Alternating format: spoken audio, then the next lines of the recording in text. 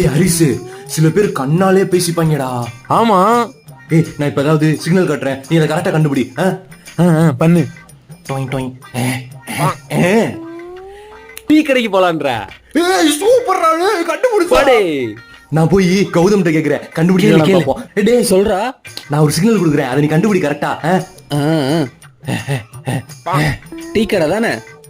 கரெக்டா ஜாலியா. இரு நான் போய் ஜெரின்ட்ட கேட்டு போயிட்டு வா. ஏய் ஜெரினே